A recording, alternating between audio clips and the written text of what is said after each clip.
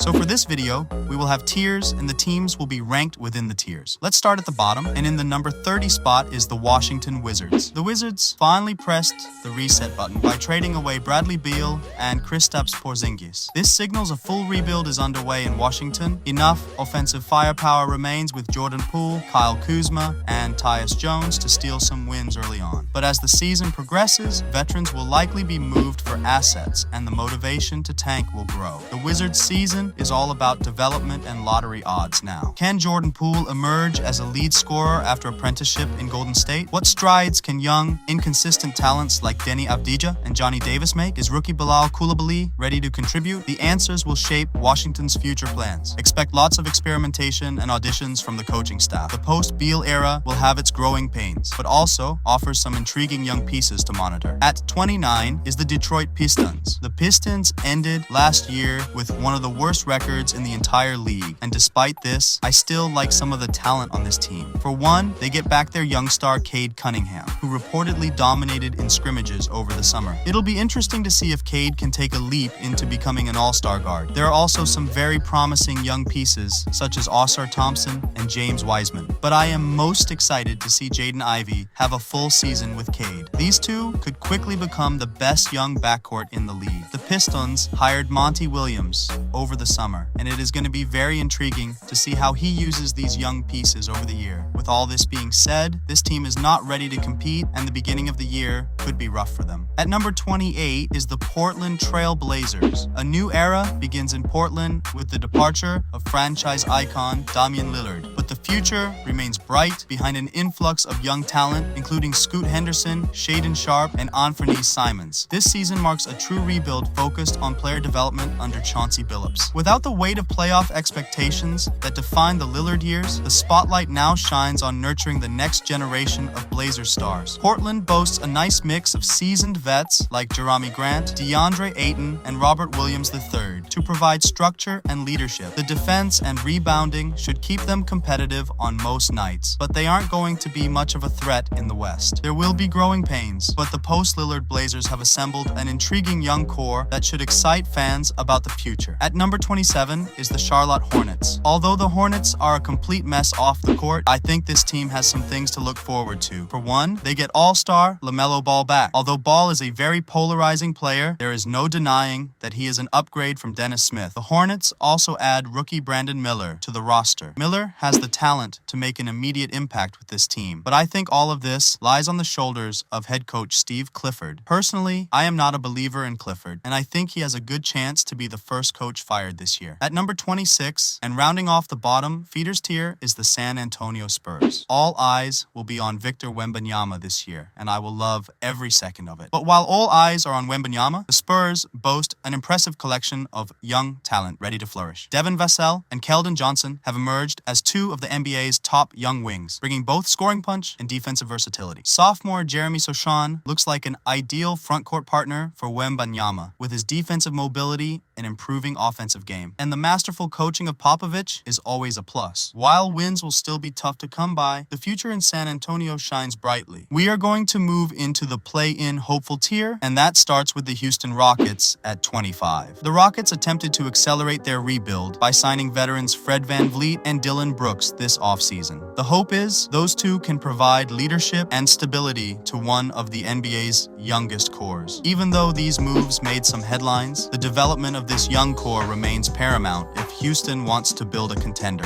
Jalen Green and Alperen Sengun have shown flashes of star potential, while Jabari Smith hopes to establish himself as a foundational piece. Rookie Amen Thompson also provides intriguing playmaking upside, which will be extremely beneficial to someone like Jabari Smith. Even with the new offseason additions, we have to remember this team's core is inexperienced and growing pains should be expected. While this team has a chance to make the play-in tournament, player development is still goal number one. As long long as Green, Smith, and Sengun take steps forward, this season will be a success for Houston. At number 24 is the Chicago Bulls. After missing the playoffs last year, the Bulls did absolutely nothing to improve their roster in the offseason, while almost every other team in the East got better. DeMar DeRozan and Nikola Vucevic got a year older, and there are still concerns about Zach LaVine's injury history and efficiency. On top of this, Lonzo Ball has already been ruled out for the year. One thing that could save this season is if Patrick Williams can finally become the player we thought he would become when he was drafted 4th overall. Another thing that can help this team is if someone can set up to become the floor general for this offense, whether it be Kobe White or Alex Caruso. This team is in desperate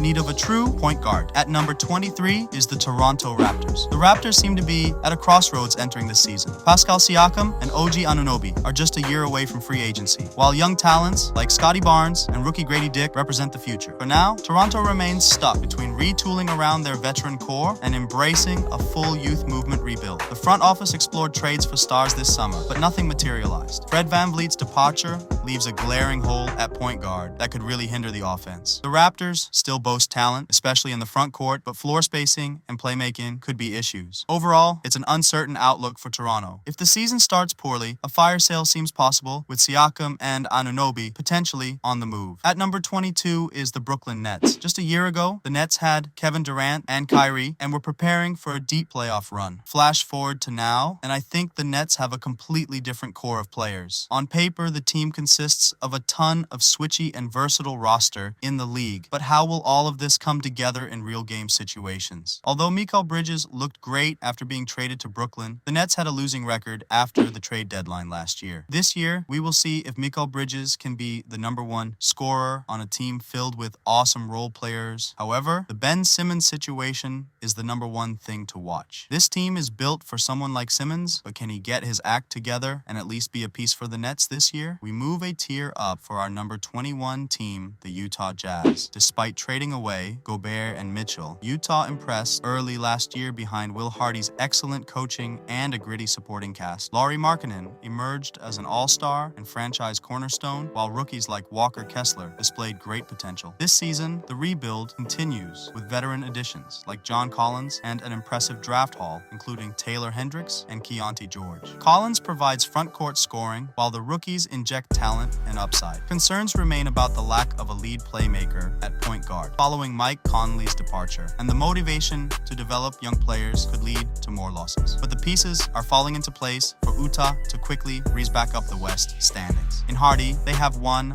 of the NBA's bright young coaches. A return to the playoffs may be unlikely, but the future looks increasingly bright for the Jazz. At number 20 is the Orlando Magic. They enter this season looking to build on last year's progress and take another step toward playoff contention. Orlando found success in the second half of 2022 thanks largely to the rapid development of Paolo Banchero and Franz Wagner, but improving the league's 26th ranked offense remains imperative. Can Banchero increase his efficiency in year 2? Is this the season Markelle Fultz extends his ranks to the three-point line? The additions of Jet Howard and Anthony Black provide much-needed shooting and backcourt depth. Still, the Magic will need internal improvement from their young core to make a substantial leap. Defensively, the size and length of Banchero, Wagner, and Wendell Carter Jr. gives Orlando unique versatility. Overall, returning to the playoffs seems unlikely in the still stacked East, but the Magic should be more competitive and improve upon last season's win total. At number 19 is the Indiana Pacers. Many people forget that Indiana got off to an impressive 23-19 start last year and looked poised for the postseason before an injury to Tyrese Halliburton. Now with Halliburton back healthy, the Pacers have added Bruce Brown and still feature Miles Turner and possibly Buddy Hield, who requested a trade over the summer. This team has a balanced roster with scoring, playmaking, defense,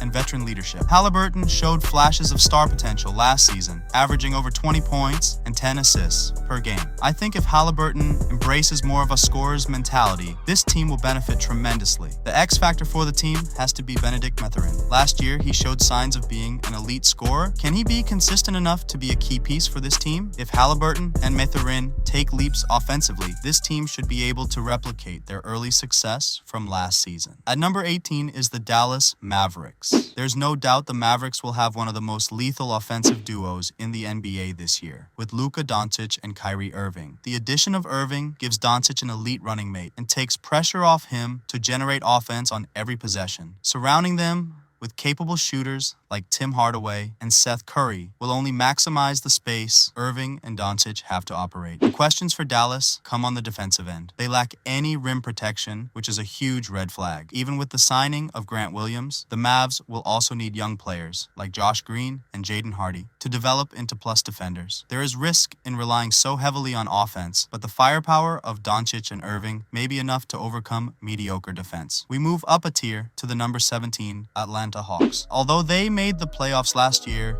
many would consider last year to be a letdown for the team. Even though they traded for star point guard DeJounte Murray, they were a first-round exit and finished with a worse record than the previous season. They were so bad that they ended up firing their coach mid-season to hire Quinn Snyder. This offseason, they traded John Collins for nothing. However, this did create a trade exception, which the team could use to acquire a player. They also drafted Kobe Buffkin, a two-way wing from Michigan. One thing to watch is who is going to fill the void left by John Collins. I expect DeAndre Hunter and Sadiq Bey to have important roles with the team. The most important thing for this team is how Murray and Young are able to mesh. A full offseason with Coach Snyder should help, and on paper this duo can work. But last season they left a lot to be desired. At number 16 is the Sacramento Kings. They enter this season coming off their first playoff berth in nearly 2 decades. But after getting a small taste of the postseason, expectations have been raised for Sacramento. Domantas Sabonis earned all NBA honors, but his defensive limitations were exposed in the playoffs. Can the Kings reach championship contention with Sabonis at center? Keegan Murray could make a sophomore leap after a strong rookie campaign, and the addition of EuroLeague MVP Sasha Vezenkov gives Sacramento elite shooting to space the floor. The high-powered duo of Sabonis and De'Aaron Fox ensures the Kings will remain competitive out west, but the path forward is unclear for Sacramento. Minor tweaks may not be enough to get this roster to the next level. A slight step back would not be shocking given how stacked the competition is. Sacramento has proven they belong in the playoff mix, but championship aspirations likely require more time or roster shakes. At number 15 is the Minnesota Timberwolves. There is a strange tension surrounding the Timberwolves entering this season after the polarizing Rudy Gobert trade. Questions remain about how Karl Anthony Towns and Gobert can coexist offensively, but the biggest X factor is if Anthony Edwards can make the leap to bona fide superstardom. Edwards was sensational in the playoffs last season, averaging nearly 32 points per game. If he can maintain that level of play over a full season, the Wolves are scary. Veteran Mike Conley provides steady point guard play and leadership to help maximize the star trio of Edwards, Towns, and Gobert. This team is loaded with talent, but the coach Chris Finch is going to have to find a way to use them effectively, or he could be the first coach fired. At number 14 is the New Orleans Pelicans. As always, the Pelicans' ceiling will depend heavily on Zion Williamson's health. When Zion's on the court, New Orleans looks like a contender capable of topping the West. In the games he's missed, they profile more as a play-in team. Zion comes into this season leaner and more focused, determined to prove his durability. If he can finally string together an extended run of good health, this Pelicans squad has scary potential. Brandon Ingram and CJ McCollum provide top-tier shot creation and scoring punch alongside Zion. The depth is impressive as well, with Larry Nance Jr. and Herbert Jones contributing on both ends. This is one of the deepest and most balanced rosters in the Liga, and I expect New Orleans to improve upon last regular season's 36 wins and solidly make the playoffs. The trio of Williamson, Ingram, and McCollum is too good when healthy, but contending with the West Elite will require a superstar leap from a dialed-in Zion. At number 13 is the New York Knicks. For the first time in a long time, there is optimism and stability with the Knicks. The addition of Jalen Brunson finally gives New York a reliable point guard to build around, and Tom Thibodeau will roll out the same starting five that finished last postseason, citing their two-way balance, versatility, and shot creation. Brunson and Grimes provide playmaking and shooting, while Randall and Robinson dominate the interior. This is a physical, defense-first squad that bullies teams on the glass. Concerns remain about Barrett's efficiency as a top scorer, but the Knicks are well positioned to keep improving under Thibodeau's proven system. New York also boasts the assets to make a big trade if an all-star becomes available. For now, this is a very strong playoff team in the East with the pieces to go higher. We make a tier up to the championship hopefuls. and this group starts with the Oklahoma City Thunder. There is major buzz and expectations surrounding this young Thunder entering this season. Shai Gilgeous-Alexander emerged as an MVP candidate last season and gets an intriguing new weapon in Chet Holmgren. The shot-blocking Unicorns' return from injury addresses OKC's glaring lack of size in 2022. With SGA, Holmgren, and continued growth from Jalen Williams and Josh Giddey, the Thunder look poised to take a huge leap. This group impressed defensively already without a rim protector like Holmgren. His presence could transform them into a true two-way threat. Offensively, Holmgren's floor spacing should only open more driving lanes for SGA. Mark Daigneault has proven his versatility in maximizing this unconventional roster. The only concerns are shooting and inexperience, but the talent is undeniable. A playoff berth seems very achievable, though the West gauntlet could keep the Thunder at the play-in fringe. Either way, with SGA entering his prime and the young core blossoming, OKC's future remains blindingly bright. Expect big things, but measured goals for now. This will be one of the most exciting teams to watch in 2023. At number 11 is the Cleveland Cavaliers. Although they were bounced in the first round last year, they showed flashes of being ready to compete for an NBA championship in the regular season. Although there are no questions about their elite defense led by Evan Mobley and Jarrett Allen, there are some real concerns about their offense. The most noticeable issue was the poor coaching, which caused a predictable offense in the playoffs. The lack of shooting was also evident in the series. The Cavs made an attempt to address this, signing a few shooters, headlined by Max Strus. But there are still questions about if this will be enough. In my opinion, this isn't enough. And if the Cavs want to compete for a championship, they are going to need Evan Mobley to take a huge offensive leap or have a mid-season coaching change. Nonetheless, this team is built for the regular season and should get a ton of wins. At number 10 is the Memphis Grizzlies. They enter this season facing early adversity with Ja Morant, suspended 25 games. Memphis has enough talent to stay afloat, but Morant's absence will likely prevent them from repeating as the 2 seed out west. Desmond Bane and Jaren Jackson Jr. showed last season they can carry the load offensively in Morant's absence. New addition. Marcus Smart adds defensive toughness, but looked past his prime last year with the Celtics. The Grizzlies have enviable depth and will still compete every night, but missing your superstar for nearly a third of the season is tough to overcome. There's also risk of Morant taking time to reacclimate upon his return, potentially disrupting chemistry. Still, Taylor Jenkins is one of the league's sharpest young coaches and will have this team playing hard. But between the ultra-competitive West and navigating an extended stretch without their superstar, Morant, I foresee the Grizzlies having a rocky start to the season, and because of that, I am much lower on them than the consensus. At number 9 is the Miami Heat. After falling just short in last year's finals, the Heat enter this season facing increased skepticism. Miami lost key contributors in Max Strus and Gabe Vincent without making major additions. Although there is still championship DNA with Jimmy Butler, Bam Adebayo, and Eric Spoelstra, the Heat are relying on internal development and hoping young players like Nikola Jovic and Jaime Jaquez can make an immediate impact. Due to holding out for a Damian Lillard trade, the Heat had no key additions, and now Miami must bank on the culture and Butler having an MVP caliber season. The Heat get Tyler Herro back from injury, but concerns still remain about offensive firepower and three-point shooting, especially after last year's postseason run largely defied regular season metrics. Still, it's hard to ever fully count out a team with this coaching staff and culture. At number 8, I have the Philadelphia Sixers. Major questions loom large over the 76ers entering this season, almost all revolving around James Harden's uncertain future. Harden and Embiid formed an elite duo last season, but will Harden return focused or try to force his way out? What version of Harden shows up will greatly shape Philadelphia's outlook. If he departs, can Tyrese Maxey take an all-star leap under new coach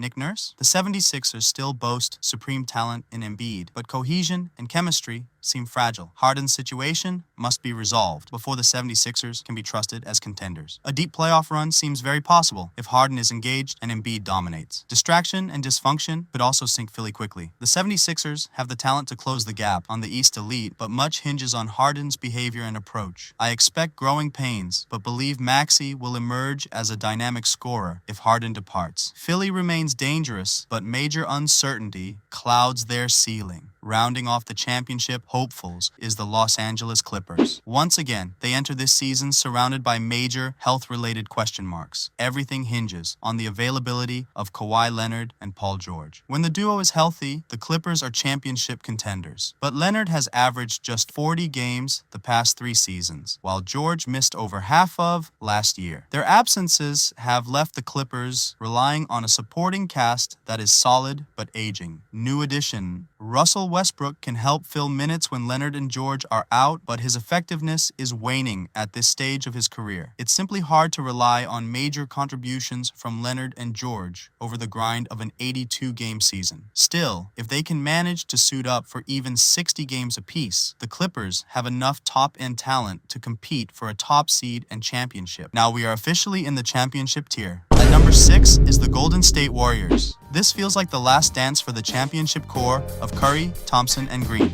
Although Curry still remains one of the league's best players, it feels like father time is slowly creeping up on Green and Thompson. Despite this, the Warriors statistically had the best starting lineup in the league last season, and on paper got better, adding Chris Paul to the team. It'll be interesting to see how Coach Kerr uses him, but his leadership and passing would be beneficial to any team in the league. The Warriors also have young talent in Jonathan Kuminga and Moses Moody, but we have yet to see anything from them to prove they are high-class playoff players. The front office realizes the window is closing, and I wouldn't be surprised if they package their young assets for a disgruntled star at the deadline. At number 5 is the Los Angeles Lakers. The Lakers enter this season with renewed championship aspirations after finding their groove in the postseason last year. When healthy, the trio of LeBron James, Anthony Davis, and Austin Reeves make LA a dangerous playoff threat. James continues to defy father time while Davis is a dark horse MVP candidate if he can stay on the court. The Lakers also boast impressive depth with D'Angelo Russell,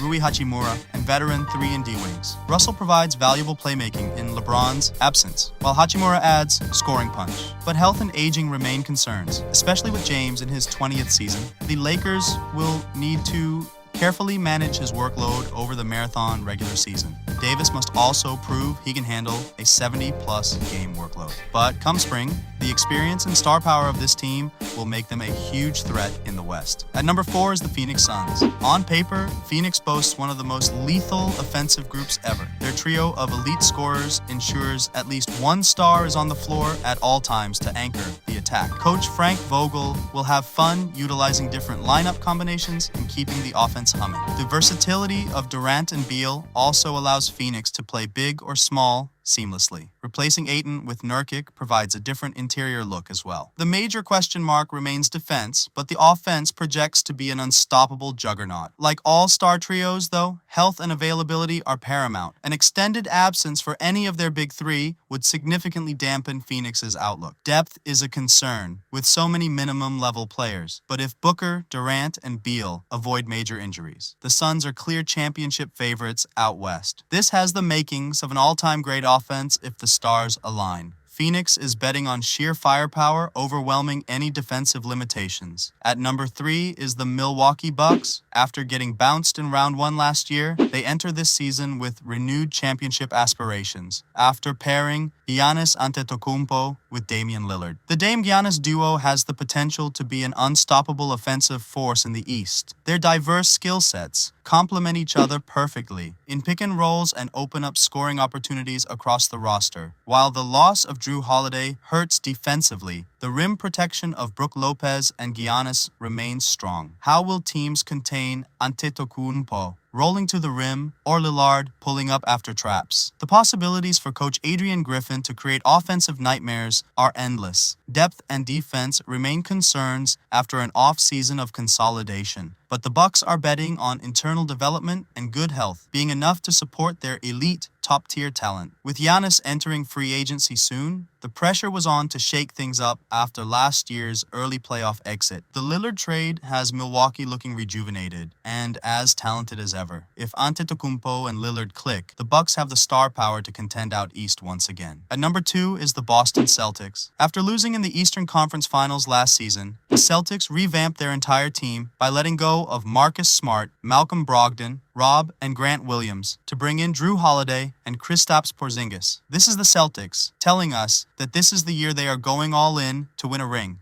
I think with these additions, the new look Celtics has potential to be an elite defensive team with all their switchy and elite perimeter defenders. I think with these pieces, the spotlight is directly shining on Coach Joe Maz. We will know very quickly if he is a good coach or not. Another thing to look for is, can Tatum take an MVP leap? We have seen stretches of Tatum looking like an MVP, but can he be the best player on a championship team? One thing the Celtics should be worried about is their big man situation. Horford is 37, and Porzingis has a history of injuries. What happens if one of them has a nagging injury throughout the year? But at number 1, I have to put the reigning champs. I think people forget how good the Denver Nuggets are. Not only did they win the NBA championship last season, they did so in a dominating fashion, only losing 4 games in the postseason. Jamal Murray and Jokic are still the best duo in the league until someone proves otherwise. And besides losing Bruce Brown, this team is pretty much running this thing back. There are still a few questions about this team though. Will they suffer a championship hangover like we have seen with other teams in the past? Another thing is, how will Christian Braun do in the Bruce Brown role? Although he showed promise last year, is Braun ready to be a key to a championship team? That's the end for this week's Power Rankings. Tell me your thoughts in the comments below, as well as any ideas for videos you would like for me to make. If this video gets enough likes, I'll do the same style of video every week for the NBA season. Subscribe